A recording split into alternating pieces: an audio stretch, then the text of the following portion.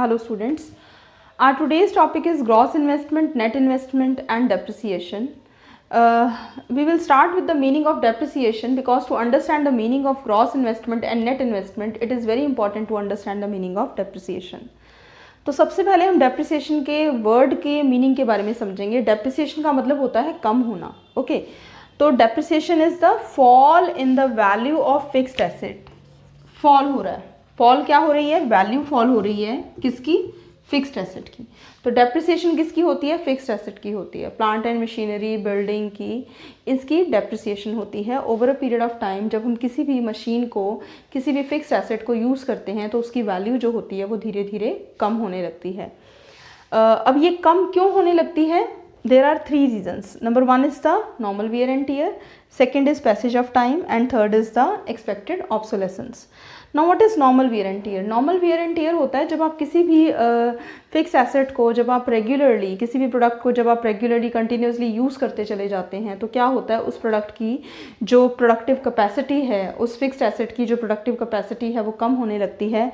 उसकी जो क्वालिटी है वो ग्रेजुअली धीरे धीरे जो है वो डिटीरियोरेट होने लगती है. नाउ फॉर एग्जांपल हम जो मोबाइल फ़ोन्स की एग्जांपल लेते हैं. हम मोबाइल फ़ोन जब लेके आते हैं तब उसकी जो काम करने की जो कैपेसिटी है, और जब आफ्टर सम टाइम हम देखते हैं कि वो मोबाइल फ़ोन क्या है, मोबाइल फ़ोन हैंग होना स्टार्ट हो जाता है. तो ये क्या है? ये उसकी जो वैल्यू है वो धीरे धीरे क्या हो रही है? कम हो रही है. Let's take another example. Now हमारे घर में नाइफ़ होता है. हम जब नाइफ़ लेके आते हैं तो वो बहुत शार्प होता है. जैसे जैसे आप उसको इस्तेमाल करते हैं तो क्या होता है, वो घिसना स्टार्ट हो जाता है. ठीक है, उसकी जो शार्पनेस है वो कम हो जाती है. तो अगर सिंपल लैंग्वेज में अगर हम बात करें कि डेप्रिसिएशन क्या है, डेप्रिसिएशन घिसावट है. जब आप कोई भी मशीन यूज़ करते हैं तो वो क्या होती है? वो घिसती है. और वो क्या होती है? घिसने के कारण क्या हो रहा है, उसकी जो वैल्यू है, उसकी जो प्रोडक्टिव कैपेसिटी कम हो रही है और मार्केट में उसकी जो वैल्यू है वो कम हो रही है. Now next is the passage of time. Passage of time क्या है? पैसेज ऑफ टाइम में ये है कि आप कोई एसेट यूज़ ना भी करें. अगर आपने कोई एसेट ली और आपने उसको यूज़ नहीं किया, बिना यूज़ किए भी अगर आप उसको मार्केट में 1 ईयर या 2 ईयर्स के बाद जब आप सेल करेंगे तो आपको उसका वो प्राइस नहीं मिलेगा जिस प्राइस में आपने उसको परचेज़ किया है.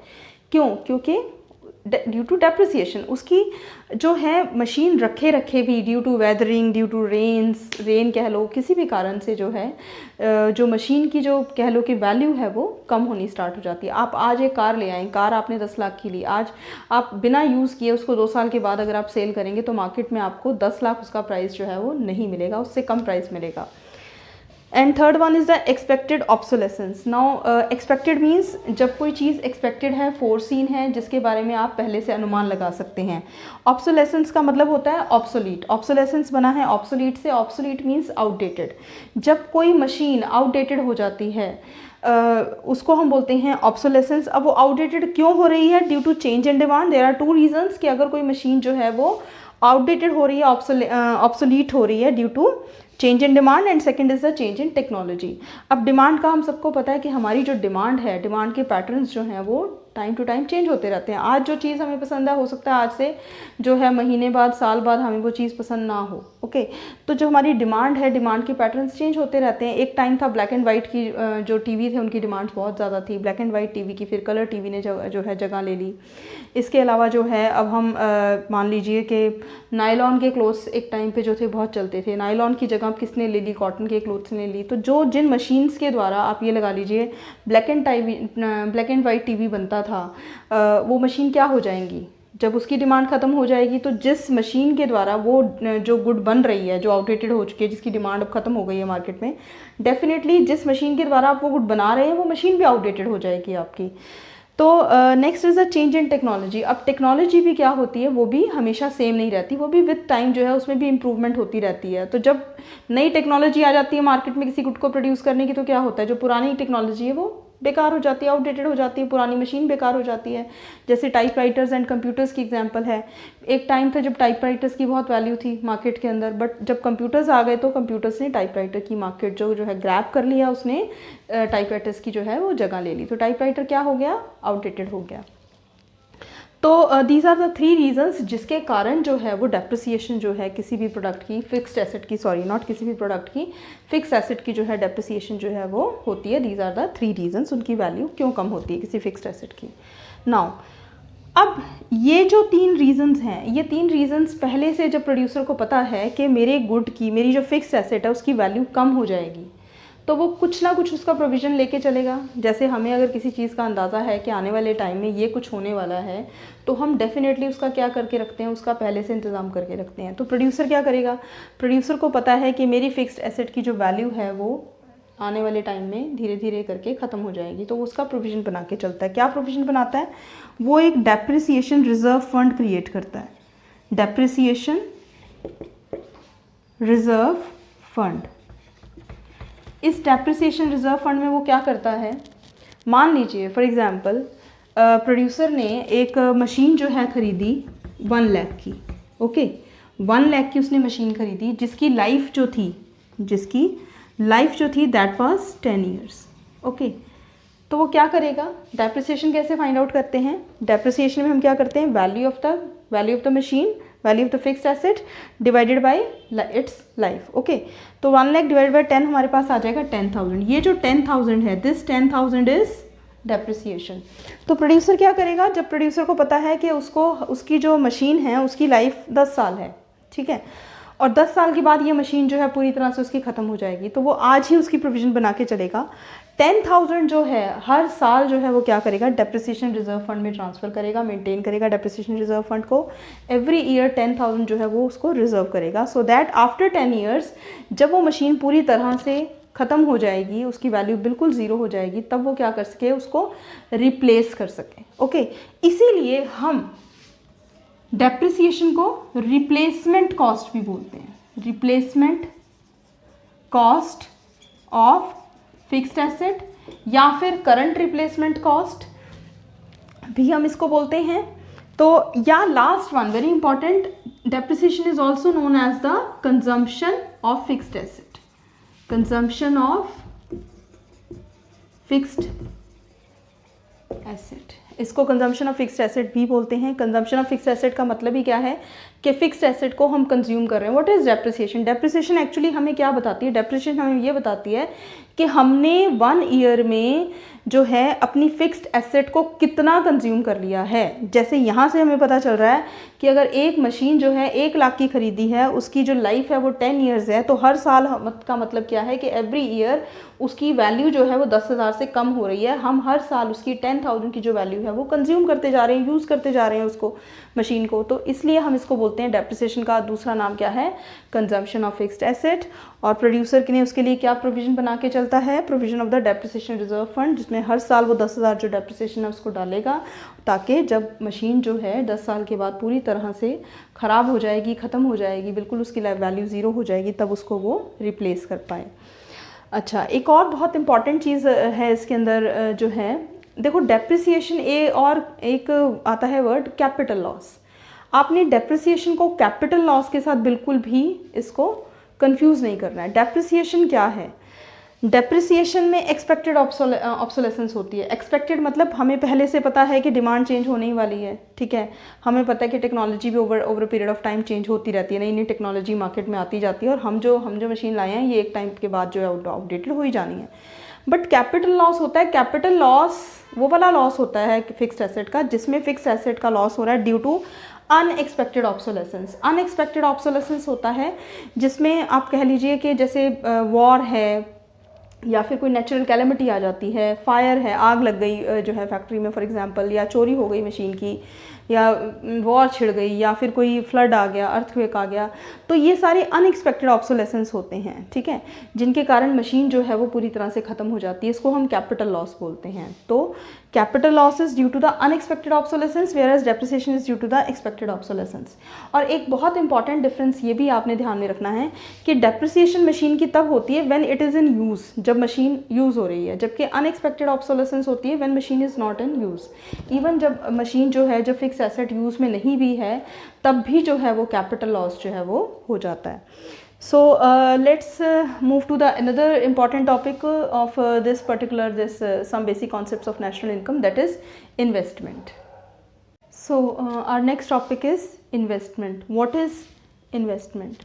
First of all, investment is also known as capital formation.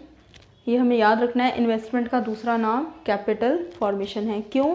क्योंकि इन्वेस्टमेंट क्या है, इन्वेस्टमेंट में हम कैपिटल ही फॉर्म कर रहे हैं, कैपिटल बना रहे हैं। कैपिटल क्यों बना रहे हैं? To increase the production capacity. Okay, capital देखो, हमारे जो 4 फैक्टर्स ऑफ प्रोडक्शन है उसका बहुत important 1 factor of production capital है, लैंड, लेबर, कैपिटल, एंटरप्रेन्योर। तो वो जो कैपिटल है, कैपिटल में जो हम इन्वेस्टमेंट करते हैं, कैपिटल जब हम फॉर्म करते हैं तो हम क्या करते हैं, हम अपनी प्रोडक्शन करने की जो कैपेसिटी है उसको इंक्रीज करते हैं। तो what is investment? Investment is a process of capital formation to increase the productive capacity. So इसको सिम्बॉलिकली हम कैसे प्रेजेंट कर सकते हैं? I is equal to change in K, delta K, delta stands for the change, K stands for the capital stock. So investment is the change in the capital stock during a period of a year. Okay, now for example plant and machinery, capital stock में क्या आ जाएगा आपका? Plant and machinery, building, inventory. Okay, तो जो इनके stock में जो change आएगा over a period of 1 year उसको हम कहेंगे इन्वेस्टमेंट। जब हम इनमें इन्वेस्टमेंट करते हैं तो दैट इज इन्वेस्टमेंट। जब this is the capital stock, जब इनके कैपिटल स्टॉक की कह लो कि में जब चेंज आता है, अब वो चेंज कैसे फाइंड आउट करेंगे हम? चेंज कैसे फाइंड आउट करेंगे? Closing stock minus opening stock, closing stock of capital stock and minus opening stock of capital stock. तो मतलब प्लांट एंड मशीनरी, बिल्डिंग और इन्वेंट्री का जो हमारे पास क्लोजिंग स्टॉक है उसमें से इनका हम ओपनिंग स्टॉक माइनस कर देंगे तो हमारे पास इन्वेस्टमेंट आ जाएगी। सो अब ये जो इन्वेस्टमेंट है ये कितनी तरह की होती है? What are the components of investment? Number 1 is the fixed investment. ये 2 तरह की है, एक फिक्स्ड इन्वेस्टमेंट होती है, दूसरी इन्वेंट्री इन्वेस्टमेंट होती है। यूजुअली जब हम कैपिटल की बात करते हैं, कैपिटल स्टॉक की बात करते हैं, तो हम फिक्स्ड एसेट्स से के साथ उसको कोरिलेट कर लेते हैं कि उसमें सिर्फ फिक्स्ड एसेट्स आती हैं। बट इन इकोनॉमिक्स सिर्फ उसमें फिक्स एसेट्स नहीं आती हैं, उसके अलावा जो है उसमें इन्वेंट्री भी आती है। तो it is of 2 types, there are 2 components of the investment, 1 is the fixed investment, second is the inventory investment. Now what is the fixed investment? Fixed investment is the investment in fixed assets. It is very easy, it is investment in fixed assets. And what is the inventory investment? Investment in inventory. तो fixed assets तो हमें पता ही है, हमारा plant and machinery है, building है, ये सब इसमें आते हैं। तो equipments, tools, these are the fixed assets. तो what is the fixed investment? It is the change in the stock of fixed assets. अब ये चेंज हम कैसे फाइंड आउट करेंगे? मैंने पहले भी बताया था, closing stock of fixed assets minus opening stock of fixed assets. For example मेरे पास जो है, for example eight the end of the year जो क्लोजिंग स्टॉक मेरे पास फिक्स्ड एसेट्स का है that is of 15 lakh. Okay, and opening stock initially जब session start हुआ था ईयर के स्टार्टिंग में, मेरे पास जो थी ओपनिंग स्टॉक जो था फिक्स्ड एसेट्स मेरे पास कितनी वैल्यू की थी? That were of 10 lakh. Okay, तो यहाँ पर फिक्स्ड इन्वेस्टमेंट कितनी हो गई? दैट मीन्स इन दोनों का difference it will be 5 lakh.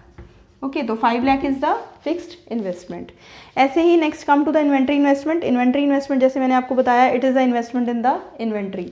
अब इन्वेंट्री में क्या क्या आएगा? इन्वेंट्री में आएगा change in the stock of raw material, semi finished goods and finished goods. Now what is the inventory investment? It is the change in the stock of raw material, semi finished goods and finished goods. अच्छा, इसमें आपने confuse नहीं होना कि भाई ये raw material यहाँ क्यों लिखा है, क्योंकि हमने तो रॉ मटेरियल को इंटरमीडिएट गुड में पढ़ा था। तो जब अगर आपने मेरी final goods and intermediate goods वाली वीडियो देखी हो तो उसमें मैंने बताया था कि रॉ मटेरियल जो आप ड्यूरिंग द ईयर यूज़ कर लेते हैं that is intermediate consumption, intermediate cost. But जो रॉ मटेरियल आपका एंड में रह जाता है unused eight the end of the year, closing stock अगर आपके पास कोई रॉ मटेरियल का रह जाता है तो वो क्लोजिंग स्टॉक किस में आएगा? That will be the investment. So it is the, what is the inventory investment? It is the change in the stock of raw materials, semi finished goods and finished goods. अब ये change कैसे find out करेंगे? Same way, closing stock of the raw material, semi finished goods and finished goods minus opening stock of raw material, semi finished goods and finished goods.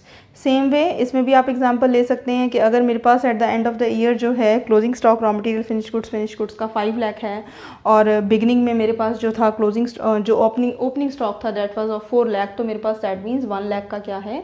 Inventory investment है। Okay, so I hope आपको investment समझ में आ गई होगी। अब हम अपने main जो टॉपिक है उसकी तरफ मूव करते हैं, that is gross investment and net investment.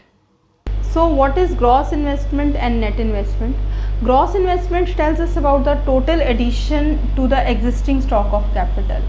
it tells us about the total addition to the existing stock of capital, whereas net investment tells us about the actual addition made to the capital stock. Now what is the difference between this total addition and actual addition? We can understand it with the help of an example. For example, एक producer है, उसने ये जो business अपना start किया during the कह लो opening stock जो था उसका, that was of the 10 machines. उसके पास जो शुरू में थी, उसके पास ईयर के बिगनिंग में 10 मशीन्स थी, ओपनिंग स्टॉक 10 मशीन्स का था. अब ड्यूरिंग द ईयर उसने 5 मशीन्स जो हैं वो परचेज़ कर ली. ओके, तो ग्रॉस इन्वेस्टमेंट हमें बता रही है कि 5 मशीन्स की जो है एडिशन हुआ है इन द एग्जिस्टिंग स्टॉक.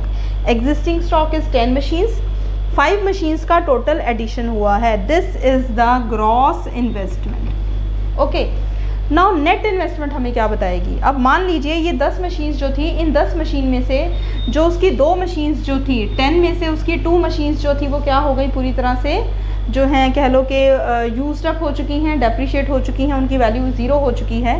तो उन 10 में से 2 को हम माइनस कर देते हैं. मान लीजिए 8 मशीन्स जो हैं ओके थी उसके पास, प्लस उसने 5 मशीन्स और ले ली, 5 मशीन्स उसने परचेज़ की, और तो टोटल अब उसके पास कितनी मशीन्स हो गई, 13 मशीन्स.